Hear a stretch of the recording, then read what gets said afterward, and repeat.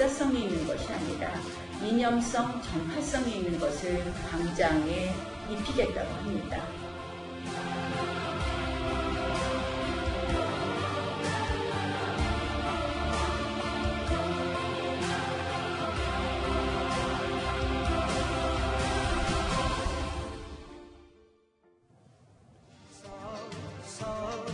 자, 지금 보시는 이 거리, 어떻게 보면 익숙한 거리 같은데 또 좀 달라 보이지 않으십니까? 바로 10년 만에 새 단장에 나서는 광화문 광장의 미래를 그린 개념도입니다. 자, 환해 보이는 듯 하면서도 익숙한 뭔가가 좀 없어져서 좀 허전한 것 같다라는 느낌도 드는 그림입니다. 이현종 의원님. 네. 그러니까 2021년 광화문 광장의 조감도를 서울시가 공개를 했는데 10년 만에 또 바뀌는 거예요. 그렇습니다. 광화문 광장이 또 바뀝니다. 네. 박원순 시장이 이제 광화문 개선 사업들을 이제 발표를 하면서 지금 아시겠지만 광화문은 중간에 광화문 광장을 중심으로 양쪽에 도로가 있지 않습니까? 그렇죠. 근데 지금 한쪽 도로, 즉 이제 세종문화회관 쪽 도로를 완전히 없애서 광화문 네. 광장으로 하고 그다음에 이제 지금 앞에 있는 이순신 장군 동상과 세종대왕 동상을 이쪽 정부종합청사와 세종문화회관 앞쪽으로 이전시키는 안을 발표했습니다. 그리고 또 이게 광화문 밑에 지하를 지하도심으로 만들어서 네. GTX도 연결하고 이 광화문 지하를 굉장히 활성화하겠다는 계획을 발표했는데 이게 한 돈이 1,000억 원 정도 든다고 합니다. 네. 그리고 이게 2021년에 이제 완성된다고 해요. 네. 그런 거 보면 박원순 시장의 대선 도전을 앞둔 시점에 아마 완공되는 상황이 아닌가 그런 생각이 듭니다. 그러니까 서울 광화문 광장이 오는 2021년이면 지금의 4배 수준으로 넓이가 넓어져서 보행자 중심의 열린 공간으로 재탄생된다라는 이야기입니다. 박원순 시장의 이야기로 다시 한번 정리해드리겠습니다. 오늘 저는 대한민국 수도 서울의 중심이자 민주주의의 성지인 광화문 광장을 시민의 품으로 돌려드리기 위한 역사적인 대역사의 시작을 알리고자 합니다.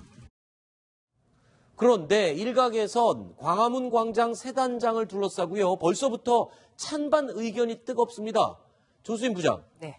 이유가 뭡니까? 그러니까 분분한 내용 가운데 첫 번째가 바로 광화문 광장 한가운데 오랫동안 서 있었던 이순신 장군 동상 그리고 세종대왕 동상 이 두 분의 동상을 다른 데로 옮기는 부분 가지고 지금 말이 많은 거잖아요. 그렇습니다. 이 광화문 광장을 상징하는 동상 하면 네. 단연 이순신, 세종대왕 이 두 분의 동상을 빼놓을 수 없는데요. 네. 이 두 분의 동상을 한쪽으로 옮긴다. 네. 이런 겁니다. 그러니까 어떻게 보면은 시민이 보행할 수 있는 공간을 넓힌다는 뜻은 되지만 네. 거꾸로 얘기하면요. 이것은 광화문의 상징을 함부로 옮길 수 있느냐. 네. 이런 논란이 불거져 있는 거고요. 네. 또 한 가지는 이거를 발표한 뒤에 1시간 반 만에 다시 번복을 했습니다. 결정된 게 아니다. 아하. 네. 그렇기 때문에 선우가 바뀐 거죠.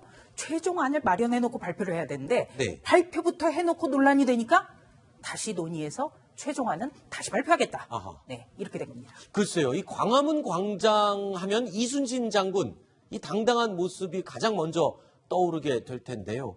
자, 가장 상징적인 동상입니다. 추억을 한번 되살려볼까요? 우리 결의 누구나가 흠모하는 충무공 이순신 장군의 동상이 세종로 한복판에 우뚝 세워졌습니다. 박 대통령의 건납으로 김세중 교수가 조각한 충무공의 동상은 높이가 키 큰 사람의 10배나 되는데 이 규모는 동양에서 가장 큰 것입니다. 네. 네. 이게 1965년도에 한일협정이 체결됐지 않습니까? 네. 그 이후에 이제 박정희 대통령이 여러 가지 이제 비난 여론이 많이 있었잖아요. 한일협정에 네네. 대해서. 그래서 박정희 대통령이 당시에 공화당 의장하는 김종필 당시 총리에게 이렇게 지시를 합니다. 자, 일본을 대항할 수 있는 뭔가 상징물을 만들어라. 일본이 무서워하는 것들을 뭔가 하여튼 만들어라. 이렇게 네. 이야기를 하면서 이런 우리나라의 유명한 분들 15분을 선정해서 이 동상을 만드는 작업을 네. 1966년도부터 추진을 합니다. 네. 그래서 이제 제일 먼저 사실 광화문 내거리에 있는 이순신 장군 동상을 설정을 하는데 이거는 박정희 대통령 자기 돈으로 일단은 투자를 했습니다. 나머지는 다 이제 모금을 통해서 했는데 네. 그만큼 이제 아마 이제 군인 출신인 박정희 대통령 자신의 그것도 있을 것이고 네. 당시에 한일 협정으로 여러 가지 비난이 있으니까 이걸 좀 극복하겠다는 의미로서 네. 일본을 겨냥한 그런 측면도 있을 것이고 네. 어쨌거나 이 이순신 동상은 광화문의 상징이 돼서 네. 올해로 50년을 맞이하게 됩니다. 실제로 이 PD, 후배 PD 한 명이 부산 출신인데 서울에 온 지 3년이 지났는데도 아침에 출근하면서 광화문 내거리 건너면서 이순신 장군 동상을 보면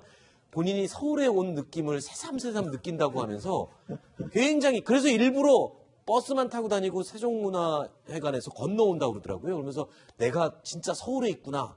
이순신 장군 동상을 보면서 항상 느낀다고 하는데 이게 없어진다 그러면 그 후배 PD 치워지나요? 말고 예, 한쪽으로 치우는 거죠. 그러니까 네. 그 장소에서 보이지 않는다면 그 후배 PD 말고도 허전해 하시는 분들이 많으실 것 같아요. 그래서 시민들의 목소리 들어봤습니다. 사람들이 광화문 하면 주로 이 동상들을 많이 떠올리는데 동상이 없으면 좀 허전할 것 같아요. 외국인들도 많이 와서 사진들 많이 찍고 하는데 옮기면 딱 왔을 때 보이지도 않고 뭔가 의미가 좀 더 사라질 것 같아요. 또 아쉬워하는 분들이 많군요. 근데 또 생각을 또 바꿀 필요도 있을 것 같아요. 양재열 변호사님.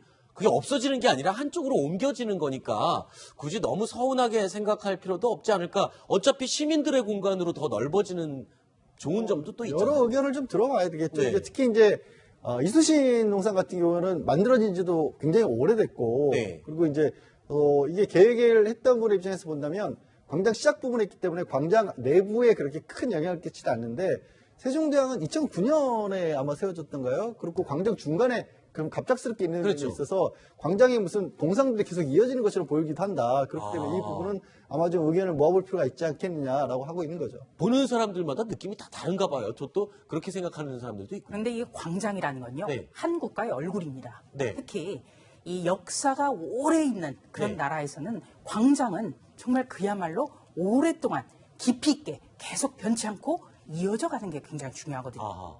그러니까 이 파리 하면은 개선문부터 콩쿠르드 광장까지 2km 네. 샹젤리제 거리입니다. 그렇죠. 개선문에서 쭉 뻗어지는 일찍 대로거든요. 네. 그런데 이것이 까트리는 메디치라는 중세 시대에 지어졌는데 이거를 프랑스 혁명 거치고 바꾸고 2차 세계대전 뭐 치렀다고 바꾸고 그렇다면 이게 샹젤리제가 문화재로서의 가치가 있겠느냐. 네. 그러니까 우리도 광화문 하면 지금 많은 사람들이 떠올리는 이순신 장군, 세종대왕 동상 이런 네. 게 있기 때문에 이것을 그대로 보존해서 어떻게 하면 할 수 있을까. 네. 이런 것도 지금 찾아봐야 되고요. 네. 또 서울시에 굉장히 부족한 것이 이런 문제는 지금 시민들의 목소리가 다양하게 지금 나오고 있습니다. 그럼에도 불구하고 여론 수렴이 없이 발표됐다가 지금 급히 보류를 했다는 것. 네. 그게 굉장한 문제점이라는 겁니다. 자, 알겠습니다. 일단은 이 자꾸 바뀌는 광장의 모습 좋게 볼 수도 있고 나쁘게 볼 수도 있고 하여튼 시각은 다양합니다. 이게 지금 현재 여러분들이 보실 수 있는 광장의 모습인데 그보다 더 이전에는 이렇게 중앙 분리대에 은행나무들이 길게 늘어서 있었죠. 이때 1974년의 모습이고 2009년도의 모습이고 2019년. 네네. 그렇죠. 이 현재의 모습인데 아니요. 10년 전에 이렇게 조성을 했다고 저희가 네. 제작진이 그때 네, 10년 전에 이렇게 바꾼 거죠. 그때 오세훈 시장 때 저렇게 만들었죠. 그랬죠. 근데 이 은행나무 있었던 기억은 저도 이게 어릴 때 이게 사진에서 본 기억이 나는 것 같은데. 아주 어릴 때가 아니고 저 은행나무가 저 새롭게 바뀌기 전까지 그렇게 있었죠. 그래서 그렇죠. 가을 되면은 굉장히 나름대로 그것도 운치가 있었습니다. 그런데 네. 워낙 분리대가 쭉 되다 보니까 여러 가지 광장으로서의 기능보다는 차도로서의 기능을 하다 보니까 그것을 없애고 새롭게 이제 광장으로 만든 건데 저는 어쨌건 역사라는 게 이제 어제가 있으니까 오늘이 있고 오늘이 있으니까 내일이 있고 이런 것처럼 과거에 어떤 것들이 만들어졌을 때 그것을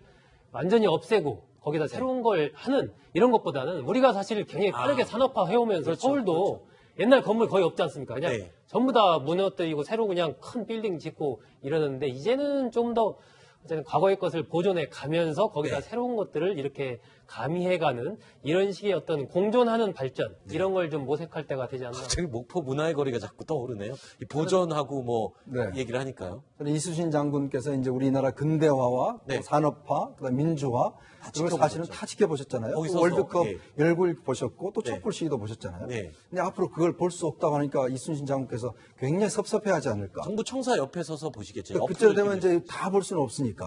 사실은 이제 어떤 면에서 보면 역사라는 게 그렇지 않습니까? 장소도 역사입니다. 있습니다. 어떤 것이 있는 게 건물뿐만 아니라 그 장소에 있다는 거, 어디 가든지 간에 거기는 이순신 장군 동상이 있다라는 것도 우리 하나의 보존해야 될 역사거든요. 네. 그런 측면을 봤을 때는 저는 좀 이 어떤 특정 시장에서 저는 역사가 없어진다는 거는 저는 솔직히 반대입니다. 자, 이 정치권에서도 야당이 이 부분에 대해서 좀 비판적인 시각을 가지고 있습니다. 들어보시죠.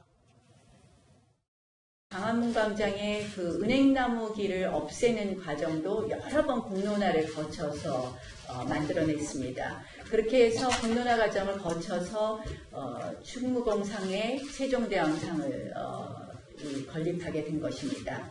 그런데 지금 10년도 되지 않아서 이 광장을 또다시 들러엎겠다고 말합니다. 국가의 역사성이 있는 것이 아니라 이념성, 정파성이 있는 것을 그 광장에 입히겠다고 합니다. 네. 네.